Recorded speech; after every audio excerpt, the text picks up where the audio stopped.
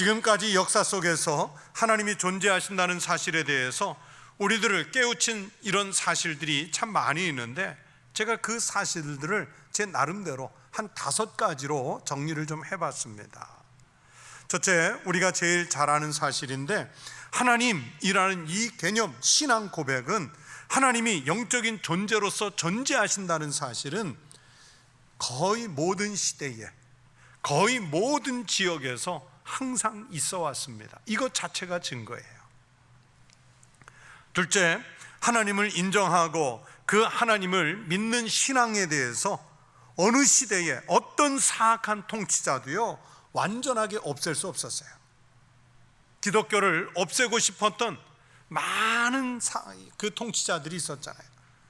로마 시대의 그 엄청난 박해에도 하나님을 믿는 기독교 신앙은 사라진 것이 아니라 그 박해 속에서 오히려 더 부흥했습니다. 이슬람 세계의 그 치밀한 종교적 탄압 속에서도 기독교의 뿌리는 살아남았습니다. 바로 이런 것들이 증거예요. 우리가 중고등학교 세계사 시간에 프랑스 대혁명 배울 때가 있어요. 연도 외우기도 참 쉽습니다. 1789년에 프랑스 대혁명이 있었고, 그로부터 한 3, 4년 지난 1793년부터 자코뱅당을 중심으로 한 혁명가 무리가요 교회를 없애보려고, 기독교를 없애보려고 대형 망치와 곡괭이를 가지고요 대성당을 비롯한 모든 교회들을 파괴하는 작업을 했습니다.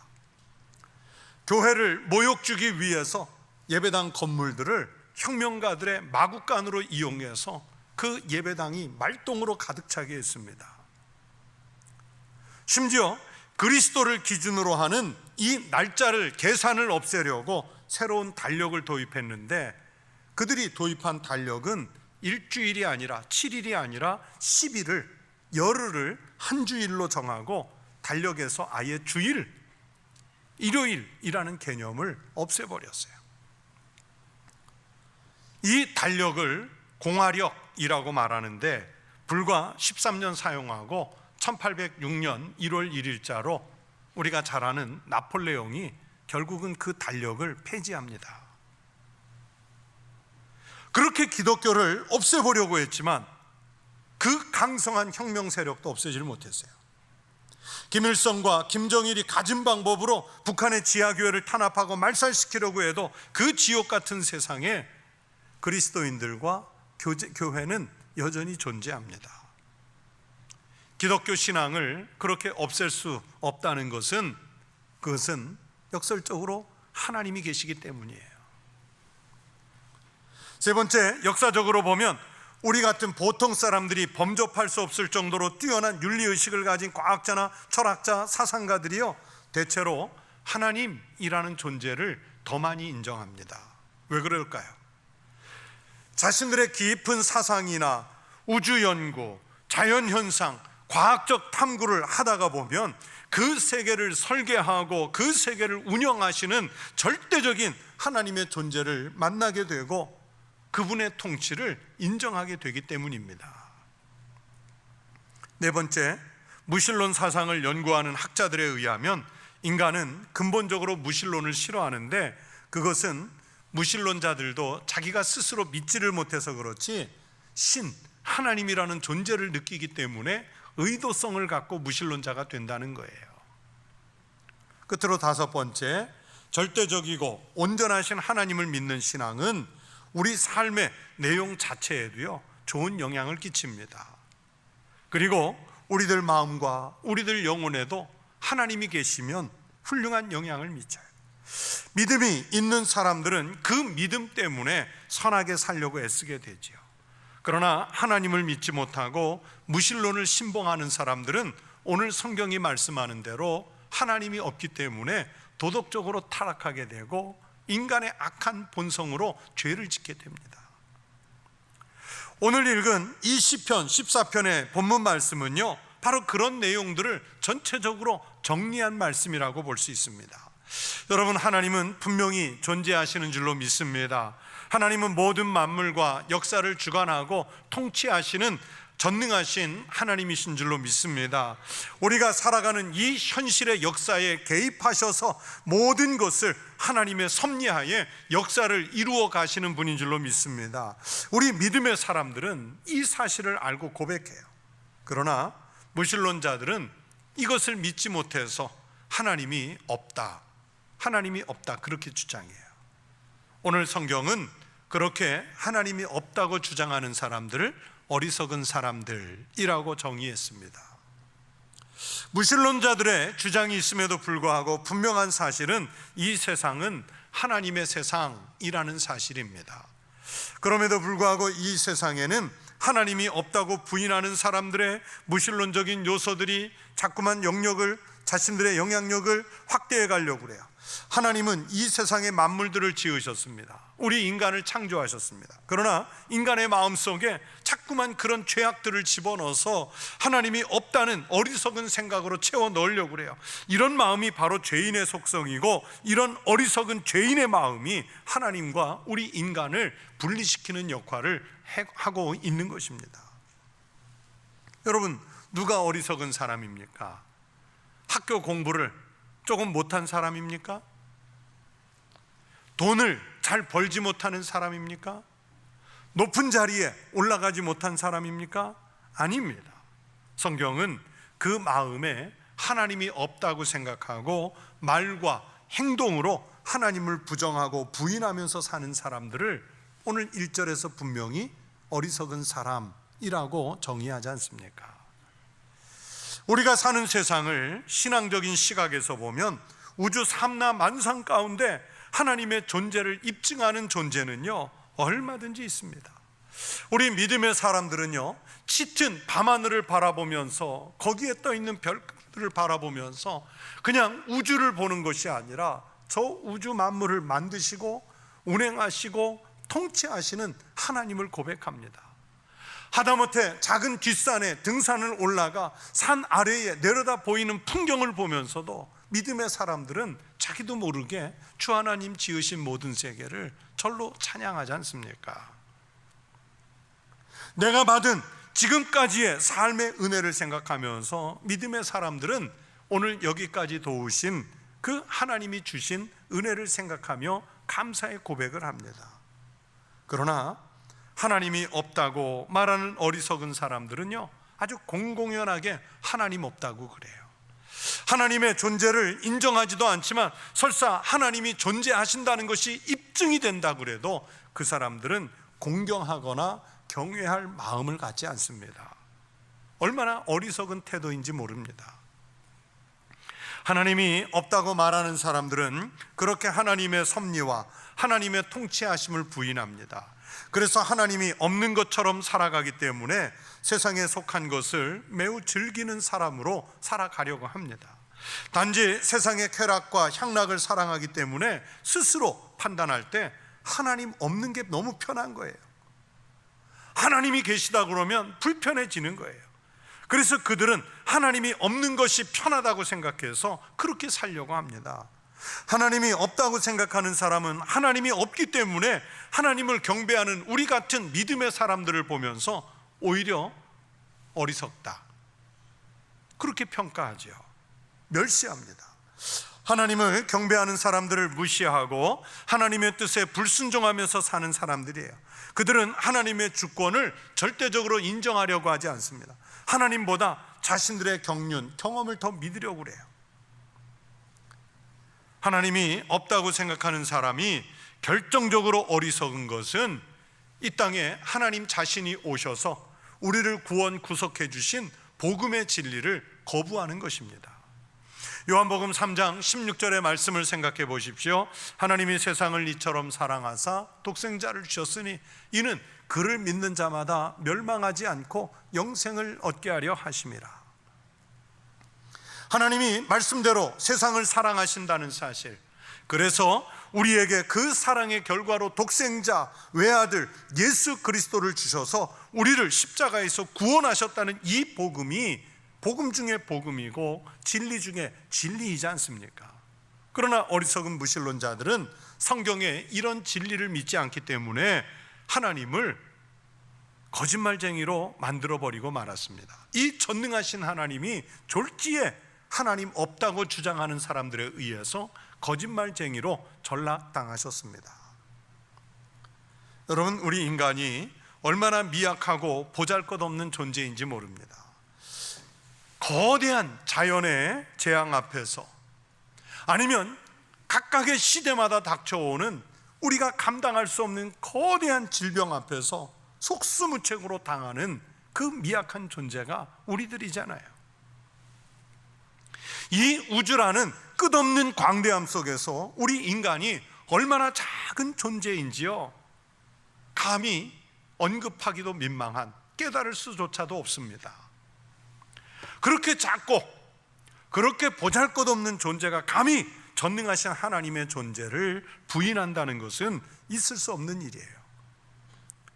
이 땅에 속해 있는 자신의 작은 세계관에 갇혀가지고, 자기의 작은 지식의 그 이성에 갇혀가지고 하나님을 보기 때문에 하나님이 보이지 않는다고 착각하는 거예요. 제가 참 좋아하는 작가가 있습니다. 프랑스의 베르나르 베르베르라는 작가인데, 제가 이분의 책은 거의 다 읽었어요. 이 베르나르 베르베르가 처음 데뷔작으로 쓰고 세계적인 작가가 된 그 소설이 개미라는 작품인데, 한 5권으로 된 아주 큰 장편입니다. 과학소설인데요, 당연히 제목 그대로 이 소설 속의 주인공은 개미들이에요. 이 개미는 우리 인간과 같이 거대한 사회를 구축하고서 사는데, 이 개미들이 인간이라는 존재가 너무 거대해서요, 어떤 개미들은 아예 인간이라는 존재 자체를 부인해요. 그런 게 어딨냐. 또 인간의 존재를 알고 있는 어떤 개미들은 너무 두려워해서 인간에게 접근하려고 하지 않고요, 또 어떤 개미들은 인간이 큰 신이라고 생각해서 인간을 경배와 경외의 대상으로 삼는 개미 집단도 있어요. 이 대부분의 땅속 개미들은 자기네들의 시선에서 인간을 보고 이해하려고 하기 때문에 인간이라는 존재가 보이지 않으니까 대부분의 개미들은 인간 자체가 존재한다는 것을 알지를 못해요. 저는 그 소설을 읽으면서 우리 인간이 꼭 그 소설 속에 개미들과 같다, 그런 생각을 했었어요. 우리의 입장에서, 다시 말하면 내가 지금까지 살아온 경험이나 경륜, 아니면 자신의 지식, 자신의 이성, 이 입장에서 전능하시고 절대자이신 하나님을 보려고 하니까 하나님이 보이지 않아요. 그래서 그 하나님을 부정하는 오류에 빠지게 되는 것입니다. 일본의 영문학자 와다나베 쇼이치라는 분이 있어요. 이 영문학자 와다나베 쇼이치가 우리 그리스도인들에게는 만약에 하나님이 없다고 하더라도 하나님의 존재를 믿는 사람들이라면 우리는 잃을 것이 없다, 그렇게 말을 했어요. 하지만 하나님이 진짜 존재하신다면 그 마음속에 하나님이 없다고 생각하는 사람들에게는 분명한 심판이 있을 것이다, 그 얘기도 했어요. 하나님이 없다고 주장하는 사람들은 하나님의 존재를 증명하는 무수한 그 증거들을 부인하는 사람들이에요. 우리 인간은 하나님을 볼 수 있고 하나님의 말씀을 들을 수 있는 존재로 창조가 됐는데, 죄로 인해서 하나님과 멀어지면서 하나님이 없다고 부정하면 그들은 영적인 귀가 막히는 거예요. 영적인 눈이 막히는 거예요. 하나님 없이 살아도 되는 죄인으로 전락하는 거예요. 그래서 저는 신앙인으로서 이렇게 믿습니다. 하나님이 없다고 주장하는 사람들은 우리가 받을 수 있는 복 중에 가장 존귀한 복, 신령한 복을 내던져 버리는 사람들이 되고 만다고 믿습니다. 왜냐하면 하나님에 대한 믿음이 없이는 이 세상에서 진정으로 누릴 수 있는 만족이라는 것은 없기 때문입니다. 우리가 종종 부르는 찬양 가사 중에 사람을 보며 세상을 볼 때라는 복음성가가 있습니다. 그 가사 1절만 제가 읽어드릴게요. 사람을 보며 세상을 볼 때 만족함이 없겠네. 나의 하나님, 그분을 뵐 때 나는 만족하겠네.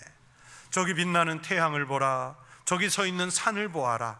천지 지으신 하나님, 나의 하나님, 나를 사랑하시니 나의 하나님 한 분만으로 나는 만족하겠네. 동남풍아 불어라. 서북풍아 불어라. 가시밭에 백합화 예수 향기 날리니 할렐루야 아멘 하는 가사예요. 여러분, 이 찬양의 가사가 정말 맞습니다. 진정한 복, 인생의 온전한 만족은 그렇게 하나님을 인정하고 하나님을 믿을 때, 그분이 처음 우리를 창조하실 때 부여하신 그 하나님의 형상이 회복될 때 우리가 비로소 온전한 만족을 얻을 수 있습니다. 여러분, 돈을 많이 벌면 만족할까요? 우리가 세상에 살면서 넓은 집을 마련하면 만족할까요? 아니면 얼마나 높은 자리에 올라가면 완전한 만족을 얻을 수 있을까요? 세상 것은 아무리 많이 갖고 아무리 높이 올라가도 참된 만족을 주지 못합니다. 그러나 세상에서는 비록 보잘것없고 미천하고 부족해도 여러분, 그 찬양의 가사대로 하나님이 나의 하나님이 되신다고 고백하면 그때부터 우리에게 채우시는 은혜로 진정한 만족을 누릴 수 있는 그런 역사가 일어나는 줄로 믿습니다. 반대로 하나님이 없다고 주장하는 사람들은 이 진리를 모르기 때문에 절대로 세상의 그 어떤 것으로도 만족을 채울 수가 없게 됩니다. 하나님이 없다고 주장하는 사람들은 하나님의 사람들에게 인정을 받고 존중을 받을 만한 훌륭한 인격도 지니지 못합니다. 왜냐하면 그 사람은 하나님을 부인하기 때문에 신앙이 우리에게 주는 고상한 인격, 우리의 삶을 진정한 목적으로 이끌어 가시는 하나님의 말씀과 멀어지기 때문입니다.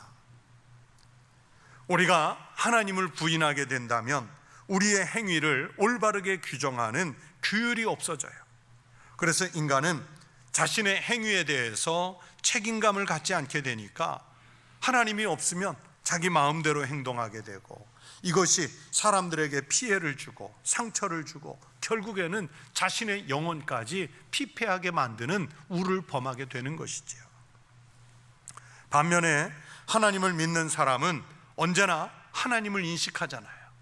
먹을 때든지 마실 때든지 길을 걸을 때든지 심지어 의식이 없다고 여겨지는 잠잘 시간에든지 하나님이 계시다고 인식하기 때문에 모든 삶에서 겸손하게 생각하고 겸손하게 행동하고 늘 자신을 낮은 자리로 이끌려고 노력하게 되지요.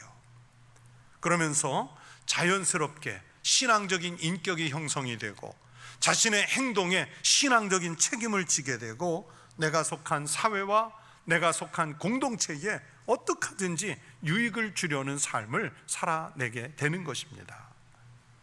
하나님을 부인하는 사람은 이기적인 존재가 됩니다. 왜냐하면 자기 스스로 살아남으려고 발버둥을 치기 때문이에요.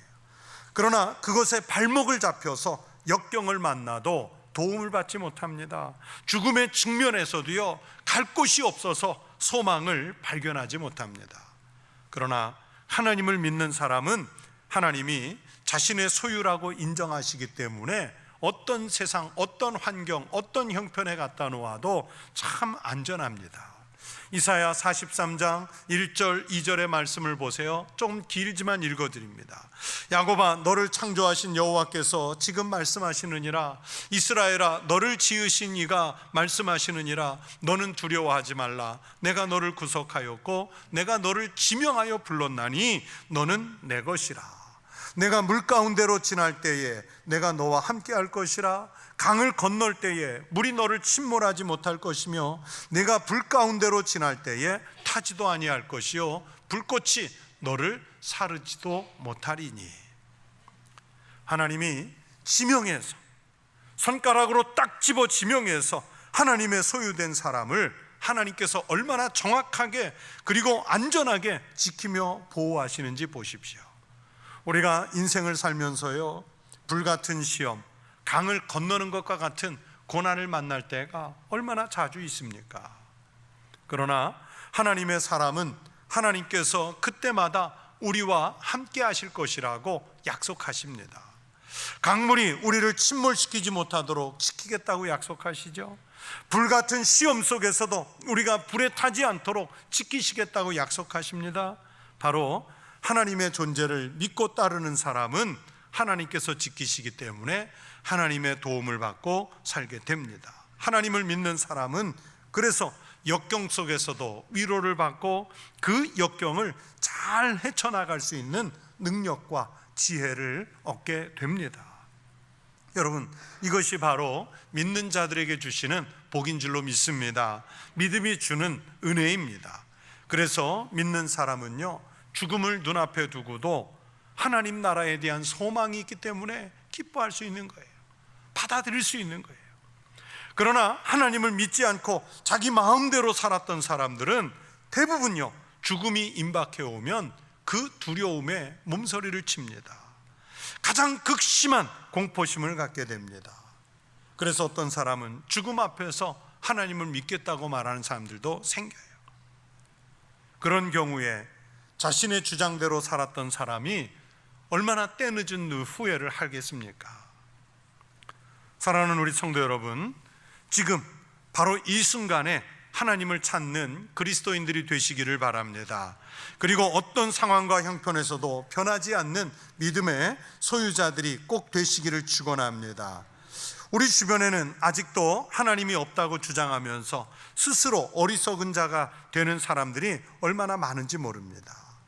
오늘날 우리가 고난의 시대를 살면서 교회가 부정을 당하잖아요. 그리스도인들이 갖고 있는 신앙을 왜곡하려는 그 시도들을 얼마나 많이 하는 시대에 우리가 살고 있습니까? 우리가 모여서 예배하는 것이 얼마나 볼품없고 얼마나 왜소한 것이냐고 그렇게 손가락질하며 왜곡하는 사람들이 많은 세상이잖아요. 언론이 하는 것은 이겨낼 수 있어요. 정부가 탄압하는 것도 이겨낼 수 있어요. 하지만 예배당에 와 앉아 있으면서도 하나님의 존재를 인식하지 못해서 사는 분들을 보면 그 어리석음에 참 안타까움을 금할 수가 없습니다. 하나님의 존재가 부정을 당하는 이런 시대에 살고 있지만 참 안타까운 일이지만 우리가 다시 한번 결단하고 또 용기를 내서 우리가 해야 할 일들이 있습니다. 그렇게 하나님이 없다고 스스로 주장하는 그 어리석은 사람들에게 하나님은 분명히 계시다고, 그리고 바로 그런 자신을 구원하시기 위해서 독생자 예수 그리스도도 아끼지 않고 보내셔서 십자가에 달리게 하셨다고, 그리고 이 복음의 진리를 가지고 당신을 사랑하시기 때문에 당신을 구원시키기 위해서 하나님이 나를 이 복음의 증언자로 전도자로 보내셨다고 우리가 말할 수 있어야 합니다. 그것이 바로 진정한 깨우침을 주는 것이고 그것이 하나님의 사랑을 전달하는 일입니다. 사랑하는 성도 여러분, 오늘 하나님께서 2절에서 여호와께서 하늘에서 인생을 굽어 살피사 지각이 있어 하나님을 찾는 자가 있는가 보려 하신즉, 이 말씀대로 하나님을 찾는 자를 찾고 계십니다. 그래서 하나님께서 그 사람을 찾으시면 의인의 세대에 함께 해주신다고 약속하시잖아요. 그 함께하는 자들에게 하나님은 기쁨과 즐거움을 주시겠다고 약속하십니다. 하나님이 찾는 그 사람이 바로 지금 예배하는 우리 성도들이시기를 축원합니다. 그래서 이 땅에서 하나님 없이 살아도 되는 어리석은 자가 되지 마시고, 또 세상에 어떤 왜곡되고 훼손된 신앙에 대한 도전이 있어도 우리의 신앙의 고백이 흔들리지 마시고 지혜 있는 자가 되어서 하나님을 기쁘시게 하는 삶을 살아내는 우리 믿음의 모든 성도들이 되시기를 주의 이름으로 축원합니다.